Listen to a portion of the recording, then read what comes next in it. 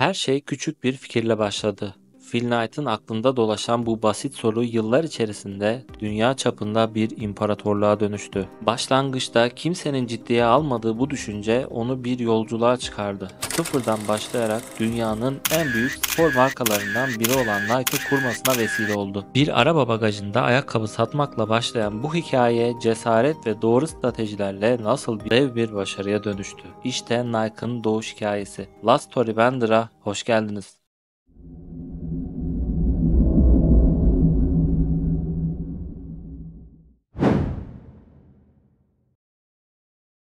Hayatında ne yapacağına dair kafası karışık olan Phil, Oregon Üniversitesi'ne gitti ve burada gazetecilik okudu. Aynı zamanda koşuya da ilgisi olan Phil bu konuda kendisini geliştirmek istiyordu. Üniversitede ünlü olimpiyat sporcularını yetiştiren antrenör Bill Bowerman'la tanıştı. Phil, orta mesafe koşucusu olarak Bowerman'ın altında antrenman yaptı ve ikisi arasında büyük bir dostluk gelişti. O zamanlar farkında olmasalar da bu dostluk ileride dünyanın en büyük spor şirketlerinin temellerini atacaktı. 1959 yılında gazetecilik diplomasını aldıktan sonra Phil hala ne yapacağı konusunda kararsızdı. Derinlerde bir yerlerde atlet olmayı istiyordu ama 24 yaşına geldiğinde bu hayalinin sona erdiğini kabul etmek zorunda kaldı. Üniversitedeki tüm dersler ve antrenmanlara rağmen gereken seviyeye ulaşamamıştı ve şimdi kendini kaybolmuş hissediyordu. Orduya katıldı ve bir yıl askerlik yaptı. Belki bu ona bir yön verir diye düşündü ama olmadı. Yine öfke dolu ve hayal kırıklığı içindeydi. Bu yüzden ordu sonrası Stanford Üniversitesi'nin işletme bölümünde yüksek lisans programına kaydoldu ve işte burada hayatını değiştirecek bir fikir buldu. Bir ödev için çalışırken Phil kağıda şunları yazdı. Japon spor ayakkabıları Alman spor ayakkabılarının yerini alabilir mi? Tıpkı Japon kameralarının Alman kameralarının yerini alması gibi.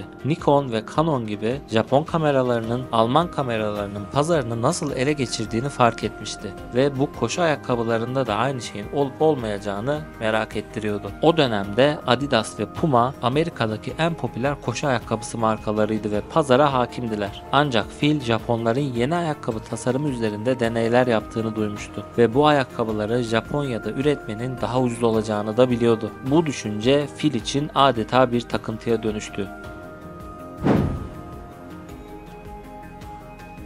Üniversiteden sonra Japonya'ya giderek oradaki ayakkabı üreticileriyle iş yapmak istedi ve bu süreç onun için tam anlamıyla bir macera olacaktı. Her şeye rağmen büyük bir cesaret göstererek 1962 yılında Japonya'ya gitme kararı verdi. Henüz 24 yaşındaydı ve hiç iş tecrübesi yoktu. Bu macera onun geleceğini tamamen değiştirecekti. Japonya'nın Kobe şehrine vardığında Onitsuka Tiger adında bir spor ayakkabısı markasıyla karşılaştı. Onitsuka Tiger spor ayakkabıları üreten bir Japon şirketiydi ve Phil bu ayakkabıları inceleyince hem yüksek kaliteli hem de uygun fiyatlı olduklarını fark etti. Onitsuka şirketinin yöneticileriyle bir toplantı ayarladı ve Amerika distribütörlüğü teklifi sundu. Onitsuka da Amerika'ya giriş yapmak istiyordu. O yüzden Phil'in teklifini kabul etti. Phil Knight Amerika'ya döndüğünde artık Tiger ayakkabılarının ABD distribütörü olmuştu. Amerika'ya gittiğinde ayakkabıların gelmesini uzun süre bekledi. Sonra bir sabah kapısına Japonya'dan 12 çift numune ayakkabı geldi.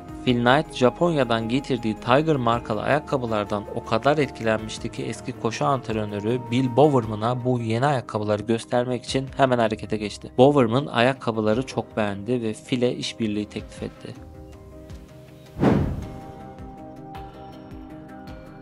Bowerman'ın koşu ayakkabıları konusundaki deneyimi Phil'in ihtiyaç duyduğu yaratıcı desteği sağlıyordu. Bunun üzerine ikisi birlikte Blue Ribbon Sports adlı bir şirket kurarak iş ortaklığına başladılar. Her biri $500 yatırım yaptı ve Japonya'dan 300 çift ayakkabı sipariş ettiler. Phil ayrıca Batı Amerika'daki tek distribütör olma talebini Onitsuka'ya iletti ve bu teklif kabul edildi. 1964'te Japonya'dan gelen ayakkabılarla birlikte Phil ve Bowerman işlerini hızla büyütmeye başladılar. Ancak bir sorun vardı. Hiçbir mağaza bu ayakkabıları satmak istemiyordu. Phil arabasının bagajından ayakkabıları satmaya başladı. Koşu müsabakalarına ve koşu kulüplerine gidip ayakkabıları koşuculara, antrenörlere ve izleyicilere tanıttı. Phil'in bağlılığı ve azmi Bowerman'ın bağlantıları ile birleşince 300 çift ayakkabı sadece 3 ay içerisinde tükendi. İlk yılın sonunda Blue Ribbon Sports 8.000 dolarlık satış yapmıştı ve Phil kazandığı parayla Japonya'dan 900 çift ayakkabı daha sipariş verdi. Kısa bir süre sonra Blue Ribbon Sports çoğu eski koşucu olan satış temsilcilerini işe almaya başladı. Bu kişiler sadece komisyonla çalışarak her sattıkları ayakkabıdan 2 dolar kazanıyordu ve ülke çapında koşu müsabakalarına katılarak ayakkabıları tanıtıyorlardı. Bu başarı Phil'in bankadan iş kredisi almasını sağladı ve şirketi ailesinin evindeki bodrum katından çıkarıp ilk ofisine taşıdı. Phil tam zamanlı olarak çalışan Jeff Johnson'ı işe aldı. Jeff Johnson daha sonra şirketin Nike adını almasına öncülük edecekti. Bowerman Japonya'dan gelen her ayakkabı sevkiyatını aldıktan sonra birkaçını parçalayıp nasıl tasarladıklarını inceliyordu. Ayakkabıları inceledikten sonra nasıl geliştirilebileceğine dair notlar alıyordu ve bu notları Japonya'daki üreticiye gönderip bir sonraki sevkiyatta değişiklikler yapılmasını istiyordu. Bir bakıma Bowerman Onitsuka'nın ayakkabılarını tasarlamaya başlamıştı. Hatta Bowerman'ın tasarladığı ayakkabılardan biri olan Cortez 1969'da en çok satan ayakkabı haline geldi ve Blue Ribbon o yıl 300.000 dolarlık gelir elde etti.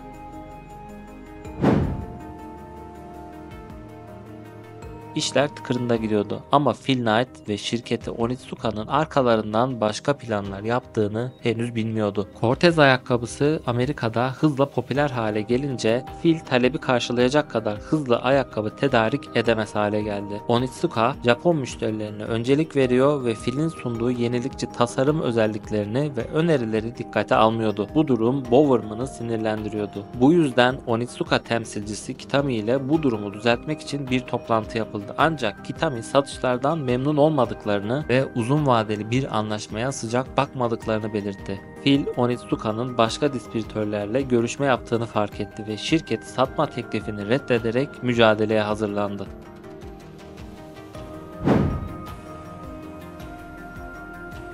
Kendi ayakkabılarını üretip satmanın daha mantıklı olacağına karar verdiler. Böylece Japonya'dan sevkiyat beklemek zorunda kalmayacak ve istedikleri kadar üretim yapabileceklerdi. İki ortak tüm ekibi toplayarak özgün bir marka yaratmaya başladılar. Ancak önce yeni bir isim bulmaları gerekiyordu. Phil başlangıçta şirketin adını Dimension 6 olarak koymak istedi. Bu ismi kimse beğenmedi. Şirketin ilk çalışanı Jeff Johnson Nike adını önerdi. Nike Yunan zafer tanrıçasının ismiydi ve Phil Yunanistan'daki Nike tapınağını hatırladı. Başta bu ismi sevmese de başka bir seçenekleri kalmadığı için Nike ismi kabul edildi. Sonraki adım bir logo tasarlatmaktı. Yakındaki bir üniversiteden grafik tasarım öğrencisiyle anlaştılar ve bu öğrenci bugün herkesin bildiği ikonik swoosh logosunu tasarladı. Bu öğrenci yaptığı iş karşılığında sadece 35 dolar aldı. 1971 yılında Blue Ribbon Sports resmen Nike adını aldı. O sırada şirket yıllık 1 milyon dolarlık satışa ulaşmıştı. Bundan sonra Nike'ın büyümesi adeta patlama yaptı. 1972 olimpiyatlarında Nike ayakkabıları yoğun bir şekilde kullanıldı ve markanın uluslararası arenada büyük bir tanıtımı oldu. Nike'ın geliri 1976'da 14 milyon dolara, 1977'de ise 2 katına çıkarak 28 milyon dolara ulaştı. Nike dünya çapında fabrikalar açmaya devam etti ve her kazandığıyla büyümeye yatırım yaptı.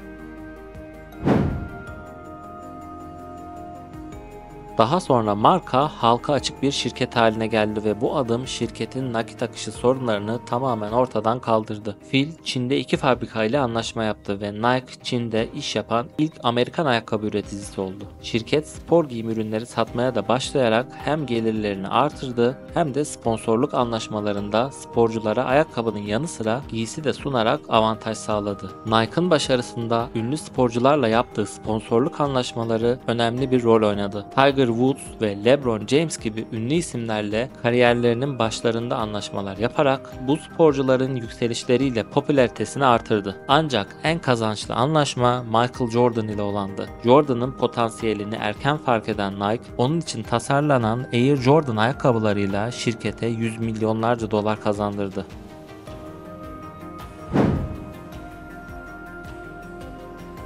Fakat her şey toz pembe değildi tabii ki. 1991'de işçi hakları aktivisti Jeffrey Bellinger, Nike'ın düşük ücretlerle çocuk işçi çalıştırdığını ortaya koyan bir rapor yayınladı. Bu rapor Nike'ın itibarını ciddi bir şekilde sarstı. Ardından 2001'de BBC, Kamboçya'daki bir Nike fabrikasında çocuk işçilerin kötü koşullarda çalıştığını gösteren bir belgesel yayınladı. Bu gelişmeler dünya çapında protestolara ve boykotlara yol açtı. Nike'ın satışlarını ve hisse değerlerini olumsuz etkiledi. Phil Knight, fabrikalardaki çalışma koşullarını iyileştireceğine söz verdi ve Nike işçi hakları konusunda adımlar attı. Ancak 2005'teki bir rapor birçok fabrikada hala işçilerin uzun saatler çalıştırıldığını ve düşük ücretler aldığını ortaya çıkardı. 2021'de ise Nike, Çin'de zorla çalıştırılan işçilerden yararlanma iddialarıyla yeniden gündeme geldi. Nike'ın ilginç yanı bu tür tartışmaları nasıl kâra dönüştürmeyi başardığıydı. 2018'de Nike, eski NFL oyuncusu Colin Kaepernick'in yer aldığı Dream Crazy adlı reklam kampanyasını başlattı. Kaepernick'in polis şiddeti ve ırksal adaletsizliğe karşı 2016'da ulusal marş sırasında diz çökerek yaptığı protestoya gönderme yapılan kampanya Amerika'da büyük bir tartışma yarattı. Donald Trump ve birçok kişi bu protestoyu saygısızlık olarak değerlendirdi ve Nike ürünlerini boykot etti. Ancak kısa süre içinde Nike'a destek arttı. Satışlar %31 yükseldi ve markanın değeri 6 milyar dolar arttı. Bu kampanya Nike'a Emmy ödülü kazandırdı. Bu Nike'ın tartışmalı reklamlarla başarıya ulaşma stratejisinin bir parçasıydı. 1988'de yaş ayrımcılığına dikkat çeken Just Do It kampanyası ve 1995'te HIV pozitif bir sporcuyu öne çıkaran reklamlarıyla benzer riskleri yeniden aldı. Nike her zaman cesur pazarlama stratejileriyle dikkat çekmeyi başardı. İlk Just Do It kampanyasının başladığı 1988 yılından 1998 yılına kadar geçen sürede Nike'ın satışları 800 milyon dolardan 9,2 milyar dolara çıktı. Nike tartışmalı reklamlara rağmen büyümeye devam ederken 40 yıllık bir serüvenin sonunda Phil Knight şirketin CEO'luk görevinden ayrıldı. Ülkemizde son aylarda gelen vergilerden dolayı Nike internet satışlarını durdursa da biz bu hikayeden feyz almaya devam ediyoruz. Bazen sadece bir adım atmak ve inançla yola çıkmak gerekiyor. Nike'ın sloganında dediği gibi Just Do It, yani sadece yap. Nike'ın hikayesini izlediğiniz için teşekkür ederim. Eğer hikayemiz hoşunuza gittiyse kanalımıza abone olmayı, videomuzu beğenip sevdiklerinize de göndermeyi unutmayın. Yeni bir hikayede görüşmek üzere. Hoşça kalın.